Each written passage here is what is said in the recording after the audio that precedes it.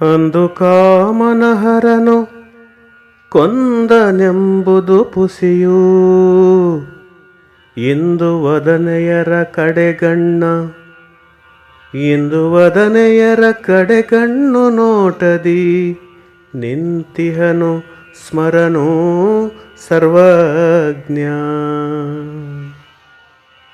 ಕಾಮುಕರ ತಿಳಿಗೇಡಿತನವನ್ನು ಕಂಡ ಕವಿ ಸರ್ವಜ್ಞ ಪರೋಕ್ಷ ರೀತಿಯಲ್ಲಿ ಅವರನ್ನು ಅಲ್ಲಗೆಳೆಯುತ್ತಾ ಹೀಗೆ ತಿಳಿಸಿದ್ದಾರೆ.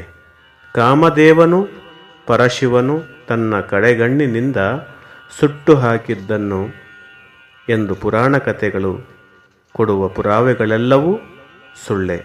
ಕಾರಣ ಇಂದಿಗೂ ಇಂದುಮುಖಿಯರ ಅಂದರೆ ಸುಂದರಿಯರ ಕಡೆಗಣ್ಣ ನೋಟದಲ್ಲಿ ಕಾಮಧೇನು ಇಣುಕಾಡುತ್ತಾ ಜನರ ಕಡೆ ಬಲೆ ಬೀಸಿ ಸಿಕ್ಕಿ ಹಾಕಿಕೊಳ್ಳುತ್ತಿರುವುದನ್ನು ಯಾರು ತಾನೇ ತಿಳಿದಿಲ್ಲ ಎಂಬುದು ಈ ವಚನದ ಭಾವಾರ್ಥ. ಅನ್ಯ ಸತಿಯನ್ನು ಕಂಡು ತನ್ನ ಹೆತ್ತವಳೆಂದು ಮನ್ನಿಸಿ ನಡೆದ ಪುರುಷಂಗೆ ಇಹ ಪರದಿ ಮುನ್ನ ಭಯವಿಲ್ಲ ಸರ್ವಜ್ಞ. ಪರಸತಿಯ ಮೋಹದ ಬಲೆಗೆ ಸಿಲುಕದೆ ಆಕೆಯನ್ನು ತನ್ನ ಹೆತ್ತ ತಾಯಿ ಎಂದು ತಿಳಿದು ಮನ್ನಣೆ ನೀಡುವ ಪುರುಷನಿಗೆ ಇಹ ಪರಲೋಕಗಳೆರಡರಲ್ಲೂ ಯಾವ ರೀತಿಯ ನೈತಿಕ ಭಯವೂ ಇರದು. ಆದ್ದರಿಂದ ಪರಹೆಣ್ಣನ್ನು ತನ್ನ ತಾಯಿ ಎಂದು ತಿಳಿದು ನಡೆಯುವವನಿಗೆ ಯಾವ ರೀತಿಯ ಕೇಡು ಸಂಭವಿಸದು ಎಂಬುದು ಈ ವಚನದ ಭಾವಾರ್ಥ. ಅನ್ಯ ಪುರುಷನ ಕಂಡು ತನ್ನ ಪಡೆದವನೆಂದು ಮನ್ನಿಸಿ ನಡೆದ ಸತಿಯಳಿಗೆ ಸರ್ವದೊಳು ಹೊನ್ನಿನ ಮನೆಯೂ ಸರ್ವಜ್ಞ.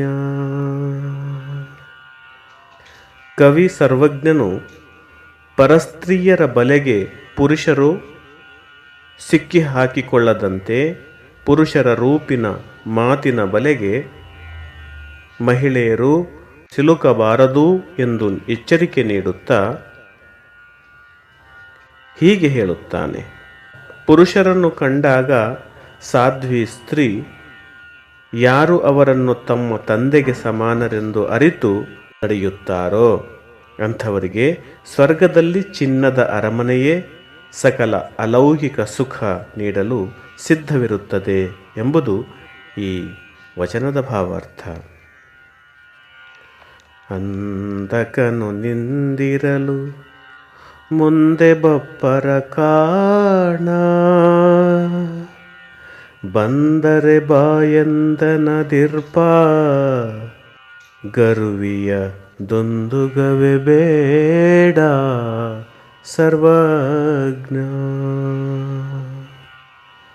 ಕಣ್ಣಿದ್ದು ಗರ್ವದಿಂದ ಕುರುಡರಾಗಿರುವ ಅವಿವೇಕಿಗಳನ್ನು ಹೀಯಾಳಿಸುತ್ತಾ ಕವಿ ಸರ್ವಜ್ಞ ಹೀಗೆ ನುಡಿದಿದ್ದಾನೆ. ಸ್ವಾಭಾವಿಕವಾಗಿ ಕಣ್ಣಿಲ್ಲದ ಕುರುಡನು ನಿಂತುಕೊಂಡಿರುವಾಗ ಅವನ ಮುಂದೆ ಬರುವವರನ್ನು ಕಾಣಲಾರ ಎಂಬುದರಲ್ಲಿ ಸಹಜ ಅರ್ಥವಿದೆ.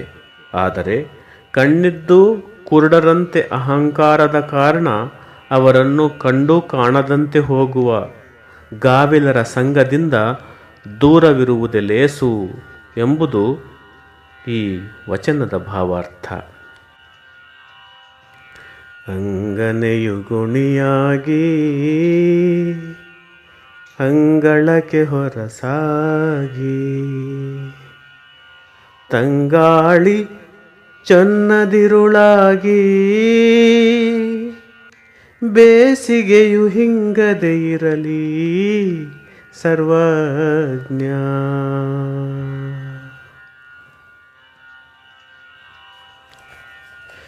ಹಿತವಾದ ದಾಂಪತ್ಯ ಜೀವನವನ್ನು ನಡೆಸಲು ಸದ್ಗುಣಗಳ ಖನಿ ಎನಿಸಿದ ಸತಿ ಇರಬೇಕು. ಅದೇ ರೀತಿ ಮಲಗಲು ಅಂಗಳದಲ್ಲಿ ಸ್ವಚ್ಛವಾದ ಹೊರಸಿರಬೇಕು. ಜೊತೆಗೆ ತಂಗಾಳಿಯ ಜೊತೆಯಲ್ಲಿ ಬೆಳದಿಂಗಳ ರಾತ್ರಿಯೂ ಇರುವುದಾದರೆ ಅಂತಹ ಬೇಸಿಗೆಯು ಎಷ್ಟೇ ಯುಗಗಳಿದ್ದರೂ ಯಾವ ಬೇನೆಯೂ ನೀಡದು ಎಂಬುದು ಈ ವಚನದ ಭಾವಾರ್ಥ.